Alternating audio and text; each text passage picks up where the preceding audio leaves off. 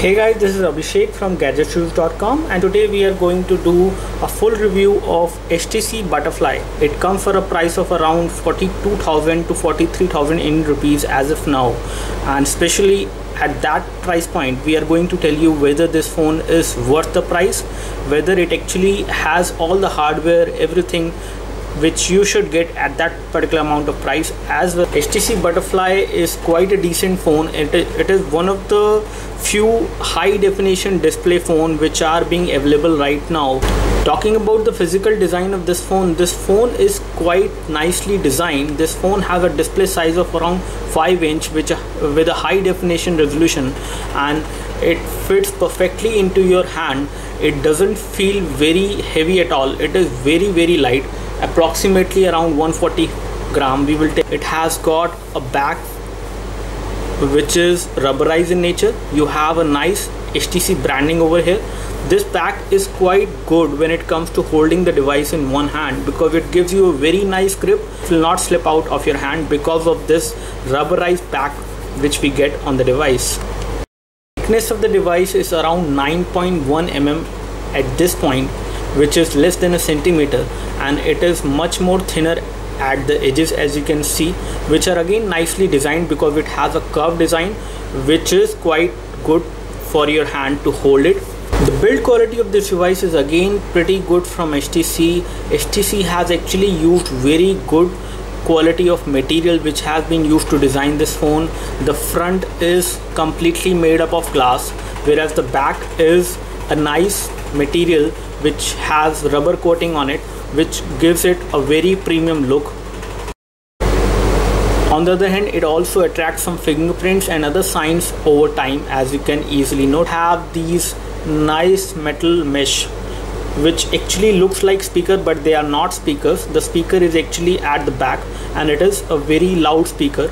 You have Beats audio support, but not at the loudspeaker. You will have the Beats audio support in the headphones. And then here with the metallic mesh which you see is actually for the design. On the other hand, if you see over here, this is a volume rocker button which is again approximately at the same level of the edge. It doesn't come out much out of the phone body. Again, it gives you a very nice feel when you hold the phone in one hand, and you can easily access the volume rocker. With left side you have the metallic mesh again, and this is again not for the loudspeaker.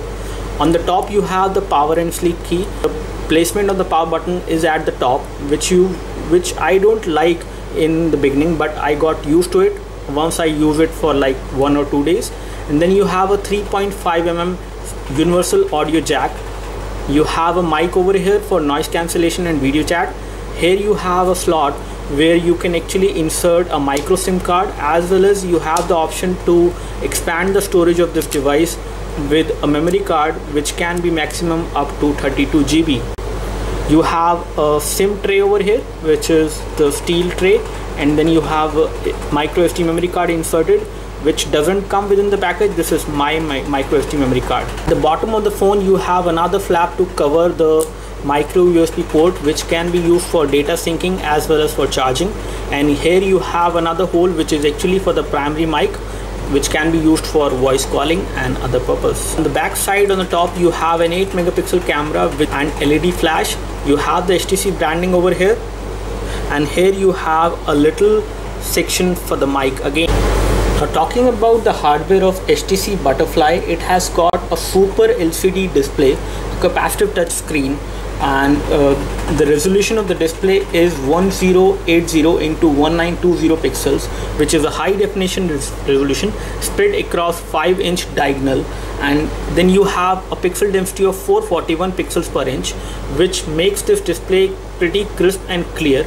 As you can see, no one can notice any kind of pixelation on this screen with the naked eye. With this display you also get the Corning Gorilla Glass 2, protects the glass from getting any kind of fingerprints and scratches. You get 16 GB of inbuilt storage on this device, and you can also opt for a 32 GB variant of this particular phone.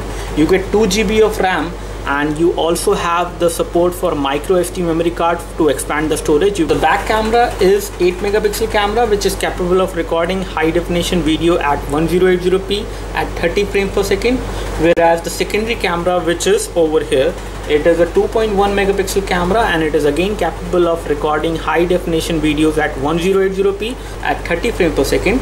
You do have proximity sensors over here inside the body of the phone. So the chipset on this device is a Qualcomm APQ8064 Snapdragon chipset, and you get a quad-core 1.5 GHz Cariad based processor on this device. The GPU on the device is Adreno 320, which is quite a decent GPU when it comes to gaming. The battery on the device is 2020 mAh, which is quite a decent size battery when it comes to 5-inch phones. And one thing you should know, that you cannot remove the battery inside the phone, and this is a unibody design to some extent. Taking a look at the lock screen, you have a nice ring, which again is very much similar to the Sense UI. This particular phone is running Sense UI 4 Plus version, and you have a nice ring with which you can unlock the phone. You can drag these icons to actually launch these applications directly from the lock screen, and then you have date and time indication on the lock screen. Let's unlock the device, and this is how the home screen looks like. You have around 7 home screen as of now, which is the maximum home screen, I think. Yeah, you can have maximum 7 home screen, and you can set any one of them as default home screen. And you get an Android 4.1.1, which is Jelly Bean out of the box on this device. Storage front, you get around 5.47 GB used on this device out of 16 GB, and rest of it around 10.53 GB is actually available to the user. And out of 2 GB of RAM, you have around 675 MB of RAM, which is normally used while running different applications in the background. This will not go beyond 1 GB unless you run a high graphic intensive game. So the free amount of RAM is quite good on this device, which is sufficient to make the device fast and smoothly running all the time. So this device has got a high definition display, and the quality of the display is pretty good because the viewing angles on this display are quite wide. So the resolution as well as the quality of display is pretty good when it comes to watching videos, previewing photos, or doing anything related to multimedia. This is how the camera UI looks like, as you can see, and you do have the option to capture a photo while doing a video recording. You can tap over here to start the video recording and tap again to stop the video recording. If we take a look over here, over the settings, you have the video quality, which is set to high definition maximum, which is the full high definition resolution. Under the video options, you do have video stabilization while doing video recording. So in case your device is actually shaking while doing the video recording, it will automatically stabilize the video to make it look good. As well as you have stereo recording of sound when it comes to video recording, and you also have the option to auto upload a photo or video once you capture it from the device if it is connected to internet. Also records slow motion videos, as you can see, which is again pretty good. You have the HDR and panorama mode supported within the camera UI. You also have a group portrait mode which you can use, and this is how the view will look like from the front camera whenever you do a video chat. So let's take a photo to test the camera quality. So this photo we have taken right now with artificial light, as you can see, and this is how the object looks like in the photo. The details are quite fine and pretty clear, as well as the color of the object is quite nicely rendered, I must say. And this is how the object looks in real, which is almost the same which I see over here. There is a little difference in terms of the colors. This is how the phone dialer looks like, which is pretty big in terms of the overall numbers. As you can see, you can easily dial these numbers using any of your finger. In case of thick fingers as well as thin fingers, you won't face any problem. This is how the messaging application looks like, and it is again not stock Android. Most of the applications when it comes to the overall interface has been optimized on this particular device. Again, they look very much similar to the Sense UI application which we see.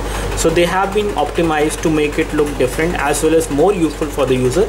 And this is how the keyboard will look like. The keyboard keys are pretty big in size, as you can see, and we did not face any kind of problem while typing on this keyboard. And you do have the option of typing with the landscape keyboard in most of the applications. Now when it comes to pre-installed apps, you do have large number of pre-installed applications which are pretty useful. You have a car navigation application which will run in the full screen mode whenever you are using this device for navigation in your car.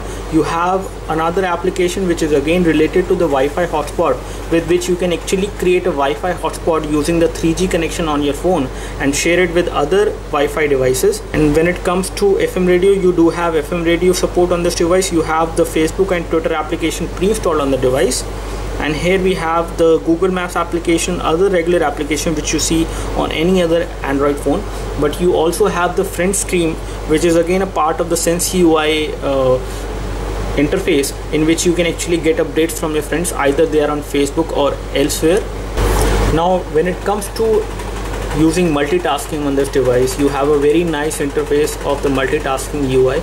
So whenever you press on this button, you will see all these live tiles which are actually of different applications which are running in the background, and these tiles are actually very much live. So if there is some application which is working in the background, and if it is quite active, then you will see that particular thing happening over here.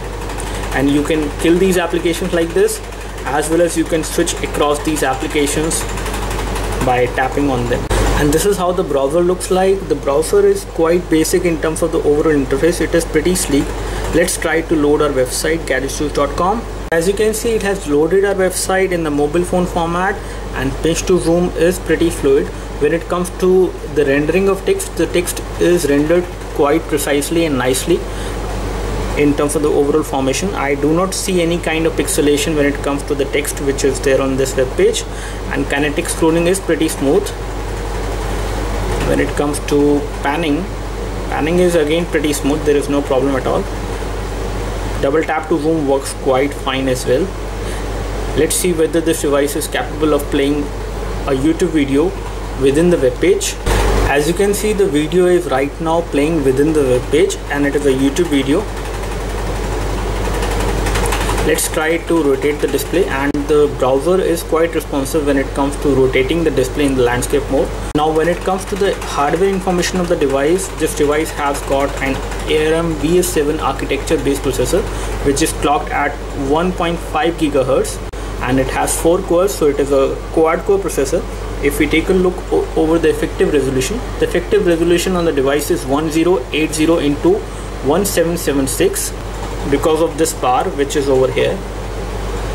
And then if we take a look over the GPU, you have Adreno 320 GPU from Qualcomm, and this is how the sensor information looks like. You have the rotation vector sensor, linear acceleration, gravity sensor, gyro sensor, accelerometer sensor, a magnetic field sensor as well, orientation sensor, proximity sensor, and light sensor.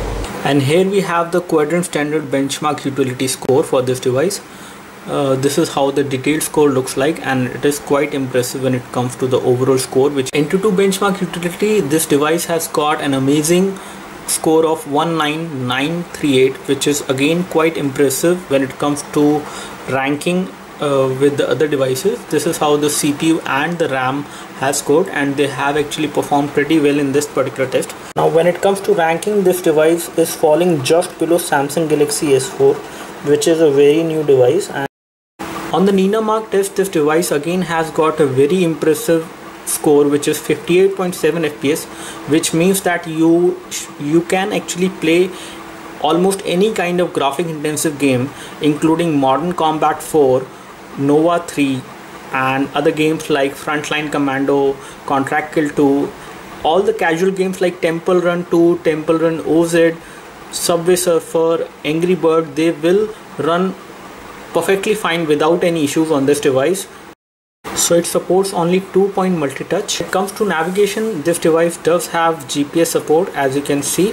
You also have the portable Wi-Fi hotspot feature. You can also share the internet with the USB tethering in case you want to the PC. And you also have Bluetooth tethering supported on this device. And you also have automatic brightness support on this device. Now as far as OTG support is concerned, let's see whether this device supports OTG, reading contents from the USB flash drive using an OTG cable. However, the OTG cable doesn't come within the package. So as you can see, it says unable to charge the device. That means it has detected this. And let's try it reading contents on the flash drive using the file explorer. So we have a file manager which comes pre-installed on the device, and let's play this particular movie which is there on the USB drive. Let me just show you. So here we have the USB already detected, and let's go over here and let's play this movie.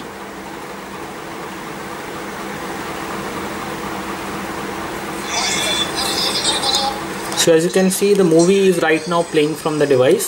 So this phone supports OTG, and I can forward the video as well.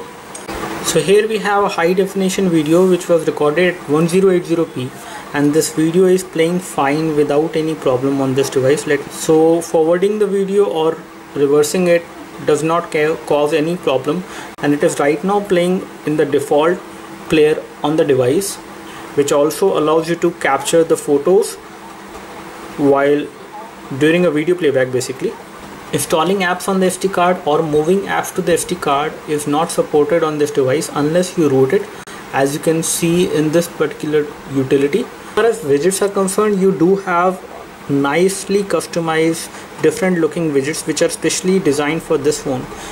You have different kind of clocks which you can actually set on the home screen with different styles, as well as you have different weather clock as well, in which you will have some weather information as well, which is weather in New Delhi.